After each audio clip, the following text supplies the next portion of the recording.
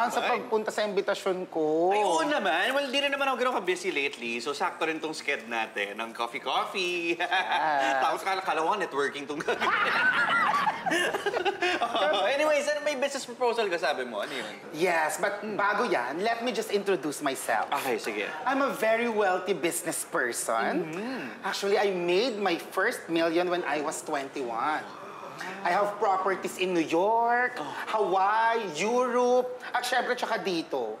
Actually, parang I have everything na nga eh. Kaso, gusto ko kasing sumikat sa social media as a vlogger. So, diyan ka papasok, baka matulungan mo ko. Ay, sure, of course. Tulungan kita. Well, gaya nung pag-start ko naman before, kailangan talaga matyaga ka na consistency is key talaga. Actually, matyaga naman talaga ako.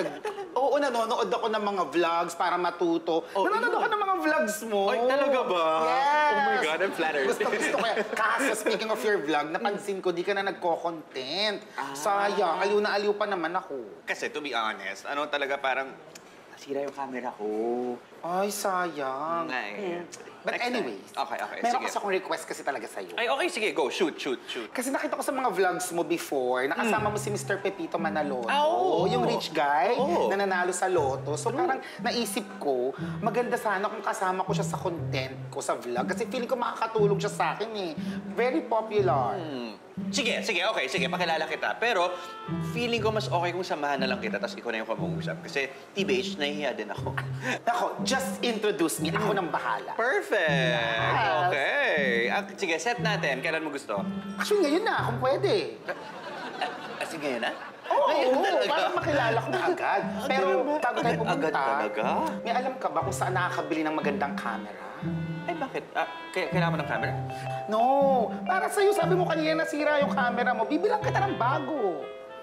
Ano pa? Tara na! Agad-agad! Let's go! Bill out sa magbabayad. Guys, walang galang lang. Excuse me. Okay. Si Sheena nga pala. Hi! Bago ang lahat, let me introduce myself again. I'm Sheena. I'm a very wealthy business person. I made my first million when I was 21. Meron akong properties sa New York, Hawaii, Europe, at syempre, tsaka dito. Ay, tagay. So, rich ka pala. You can say na I almost have everything na. Ay, kung talagang mayaman ka, bumili ka ng mga produkto ko. Ito, oh. Marami akong binibenta, oh. Ay, sige, bibiling kayo lahat. Lahat? As in, papakyawin mo? Oo naman. Magkano ba yan lahat? 7,000.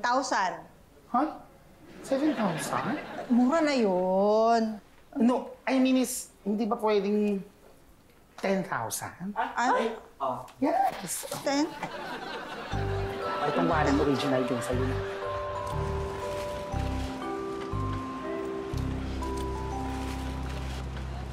Ba't ka magsasakay? Masikip na rito eh. Tinanong ko po kayo kanina kung special. Sabi niyo hindi, kaya nagsakay po ako. Eh, mahal, mahal kasi yung special mo eh. 30 pesos. 20 pesos lang kaya ko. Kaya nga po ako nagsakay eh. Teka, hindi mo ba kaya mag-special ng sarili mo? Maghanap ka na lang siguro ng sarili mong pedicab. Pwede?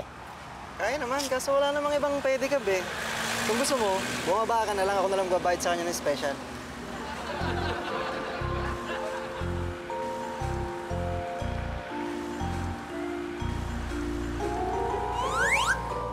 Para na dito.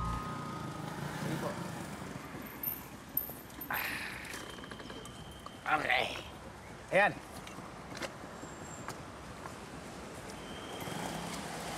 Pare, alam mo ba kung saan dito yung PM Mineral? Oo, hindi. Hindi ko alam. Baka nandun. Sige. Thank you. Hoy, ikaw, sa susunod, huwag mo naman punuin itong pedicab mo. Mabuti hindi ako na-disgrasya, ha? Aray! Bakit pinaka-usling alam na dito? Protection po yan para sa mga agayan yung naninipa ng pedicab.